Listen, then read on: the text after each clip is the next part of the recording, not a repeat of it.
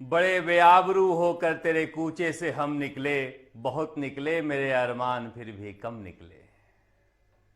राजस्थान के बड़े बड़े नेता बड़े बेआबरू होकर रायपुर के कूचे से निकले हैं, बात उस पर करेंगे, मगर शुरुआत कर लेते हैं कि कांग्रेस ने कड़ा संदेश दिया है। और कड़ा संदेश क्या दिया है? प्रियंका गांधी कमांड में दिखी और उसके बाद रैली में भी सोनिया गांधी और राहुल गांधी नहीं दिखे, प्रियंका गांधी स्टेज पर दिखी।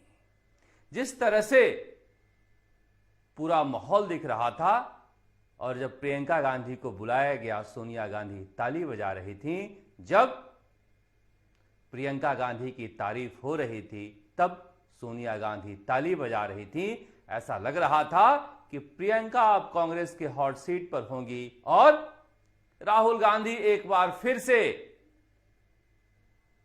अरुणाचल प्रदेश के पीसा घाट से गुजरात के पोरबंदर के लिए अपने भारत जोड़ो यात्रा के दूसरे चरण पर निकलने जा रहे हैं। और मल्लिकार्जुन खड़गे ने संदेश दिया है कि एकजुट होकर लड़ो वरना बर्बाद हो जाओगे। मगर शुरुआत कर लेते हैं कि कांग्रेस के राजनीतिक प्रस्ताव के बाद जो रायपुर हुंकार के नाम से रायपुर डिक्लेरेशन पढ़ा गया है, उसमें सबसे महत्वपूर्ण क्या है?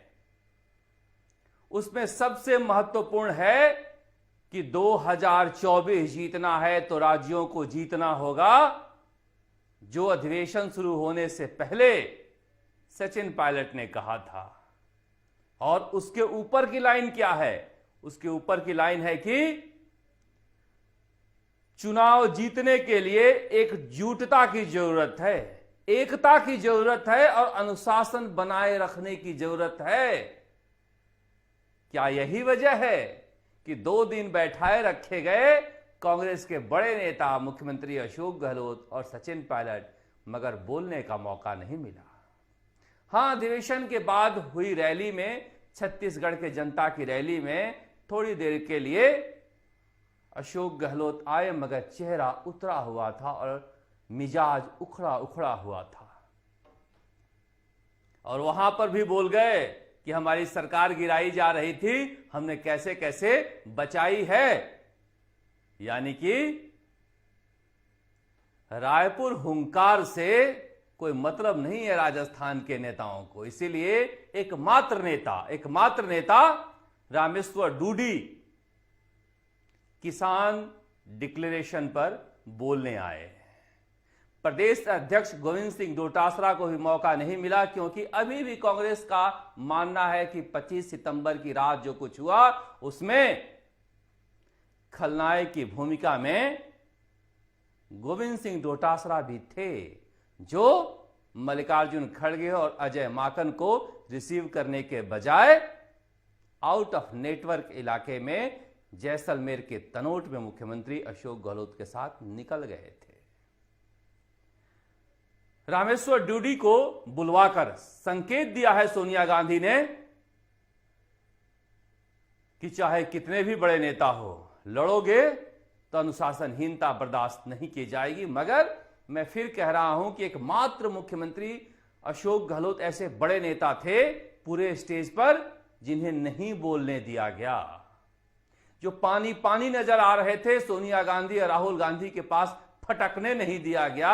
ये सोनिया गांधी का बड़ा और कड़ा संदेश है। इससे ज्यादा बड़ा और कड़ा संदेश कोई हो भी नहीं सकता है कि एक बार भी सोनिया गांधी ने अपने पास अपने कभी दुलारे रहे नेता, जिसे तीसरी बार भी मुख्यमंत्री बनाया, उसे फटकने नहीं दिया आसपास भी। तो क्या राजस्थान में बदलाव की तैयारी है? क्या राजस्थान में कोई तीसरा आएगा? कंसोलेशन प्राइज के रूप में ढोल पीटा जा रहा है कि चिरंजीवी योजना का उल्लेख हुआ है रायपुर हुंकार में। ढोल तो पीटा जाना चाहिए कि रायपुर हुंकार में एकता, एकजुटता और अनुशासन का जिक्र हुआ है। मगर क्या यहां से कोई कांग्रेस बड़ा फैसला लेने जा रही है? शुरुआत कर लेते हैं। कांग्रेस के वक्ताओं ने सबने कहा कि कांग्रेस का दुश्मन कोई और नहीं, कांग्रेस ही है। और ये बात सुनते सुनते इतनी पुरानी हो गई है कि अब यह बात भी दुश्मन लगती है। क्या यहां से कांग्रेसी सुधरने जा रहे हैं? क्या यहां से कांग्रेस बदलने जा रही है? सबसे बड़ी बॉडी जो है CWC, उसके लिए तय हो गया कि सिलेक्शन नहीं इलेक्शन होगा। कमलनाथ आए कहने के लिए और उन्होंने कहा कि दोनों हाथ उठाकर आप लोग अनुमोदन कीजिए कि मनोनयन होगा, चुनाव नहीं होगा। पता नहीं दृश्य में कोई दिखाई दे रहा था, नहीं दिखाई दे रहा था, टीवी चैनल पर, मोबाइल पर शायद नहीं उठाया होगा, तभी कमलनाथ ने कहा दोनों हाथ उठाइए, यानी अनुमोदन कराया गया कि आप चुन लीजिए साहब। और मल्लिकार्जुन खड़गे अब अपनी टीम बनाएंगे। कितनी जल्दी ये टीम बन पाती है ये देखना दिलचस्प होगा, क्योंकि राहुल गांधी फिर से यात्रा पर निकल रहे हैं। राहुल गांधी का भाषण कांग्रेस के वैचारिक नेता का भाषण था। वो महात्मा गांधी की भूमिका में आना चाहते हैं, टॉर्च बियरर बनना चाहते हैं कांग्रेस का। और ये कांग्रेस के लिए अच्छी बात भी है कि उनकी पार्टी में कोई पथ प्रदर्शक भी है। उन्होंने कहा इतने साल का मैं हो गया, मेरे पास घर नहीं है।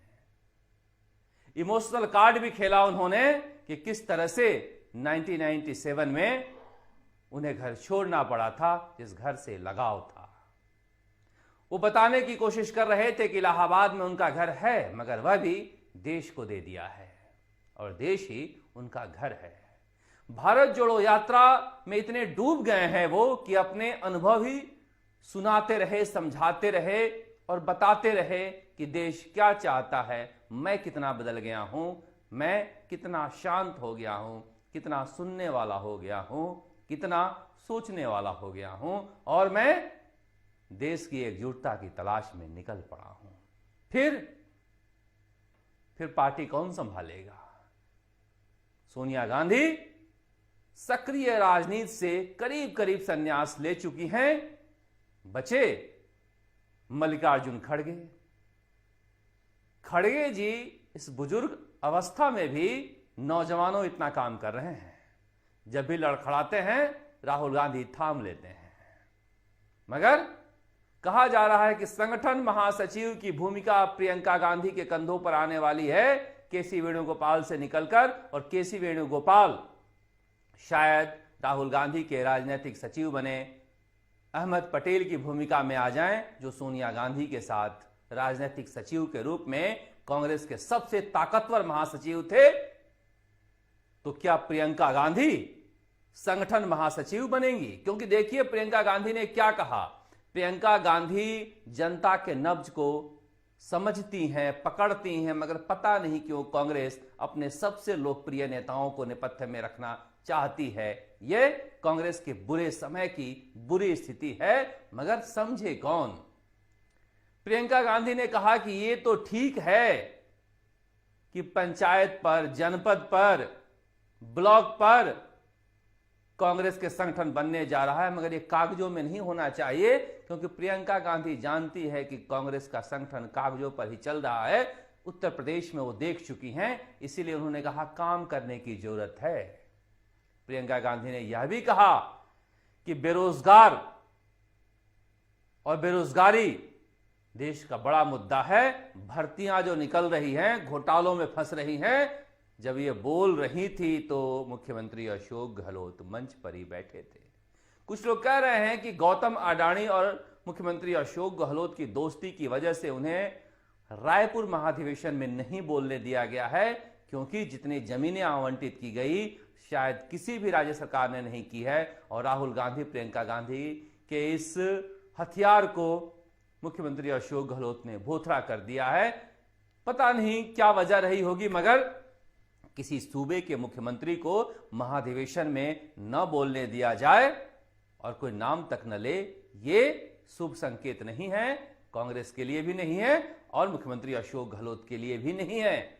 2 दिनों तक उदास और थके रहने के बाद मल्लिकार्जुन खड़गे और भूपेश बघेल ने थोड़ी देर के लिए शाम की रैली में उन्हें बोलने के लिए पुकारा, मगर महाधिवेशन में नहीं बोलने दिए जाना ये देश भर की बड़ी खबर है। और इसीलिए गुजरात के इस्तीफा दे चुके महासचिव रघु शर्मा को भी हिम्मत बंधी और उन्होंने कहा कि मुख्यमंत्री अशोक गहलोत और सचिन पायलट को पार्टी के लिए साथ आना होगा। अगर पार्टी बचेगी तभी दोनों नेता बचेंगे। दोनों में से किसकी गलती है यह नहीं कहा जा सकता, गलतियां दोनों की है, दोष किसी एक का नहीं दिया जा सकता है।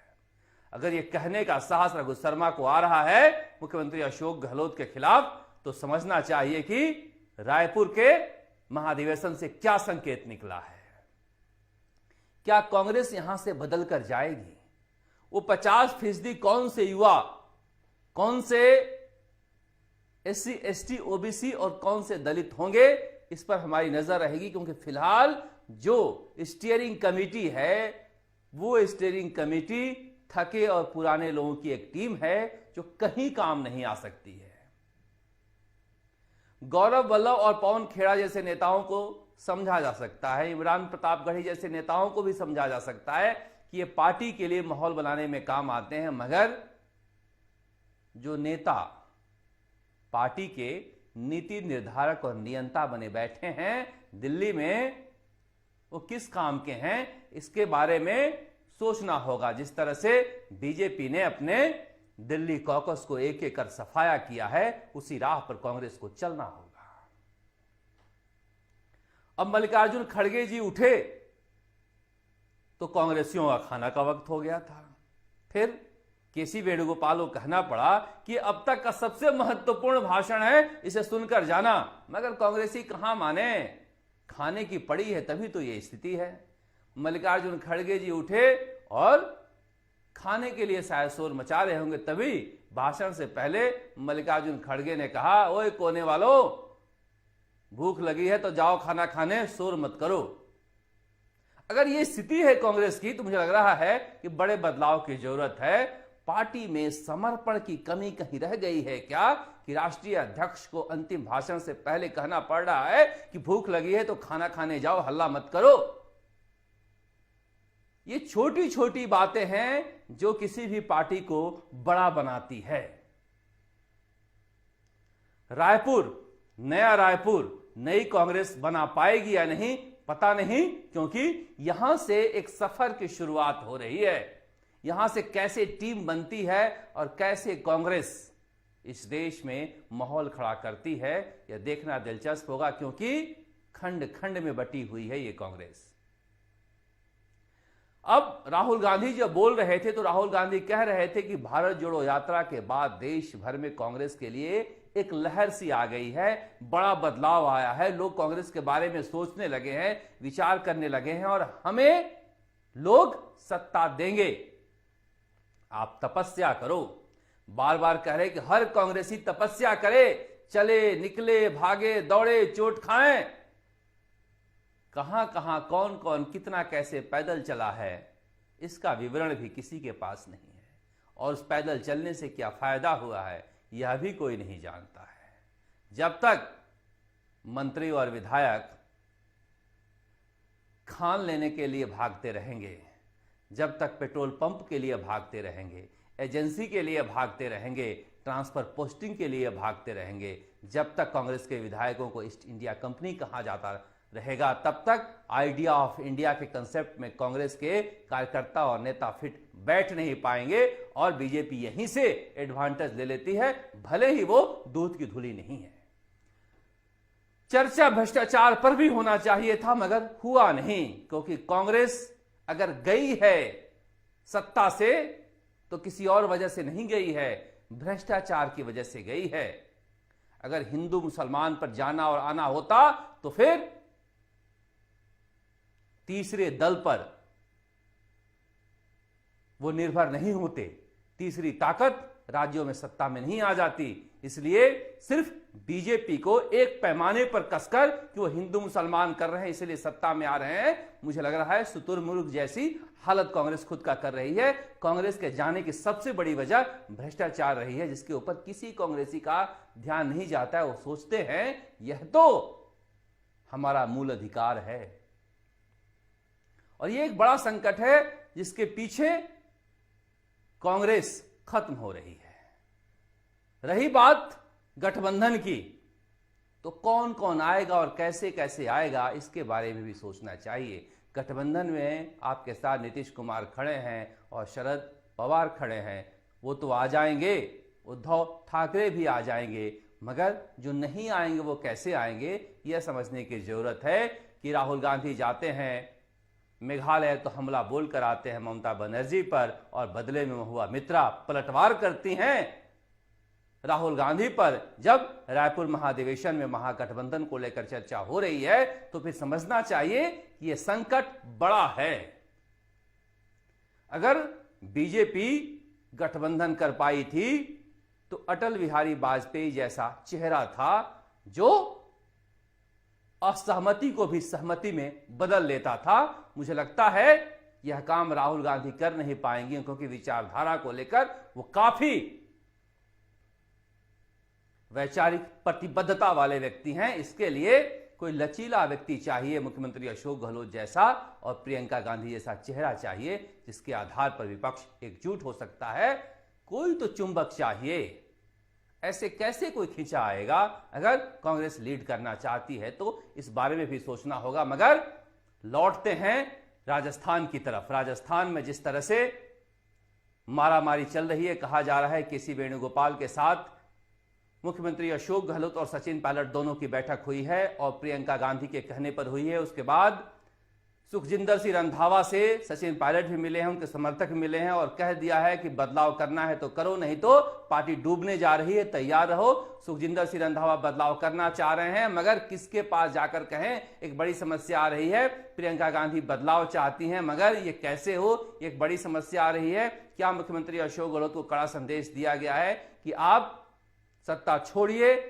इस तरह से जिस तरह से उनके साथ व्यवहार किया गया है वहां, ये एक बड़ी कहानी है। मगर सचिन पायलट का क्या होगा, यह अब भी भविष्य के गर्भ में छुपा हुआ है। कहा जा रहा है अगर वहां हिस्सा लेने वाले बड़े बड़े नेताओं की माने तो, रघु शर्मा जैसे और हरीश चौधरी जैसे नेताओं की माने तो, कि बहुत जल्दी कांग्रेस अब राजस्थान को लेकर बड़ा फैसला लेने वाली है।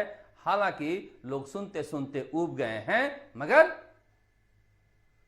एक म्यान में दो तलवार तो नहीं रहेगा, रहेगा तो एक ही। दूसरा क्या करेगा, इस पर सबकी नजरें रहेगी। आप देखते रहिए राजस्थान तक। नमस्कार, जयपुर से शरद कुमार।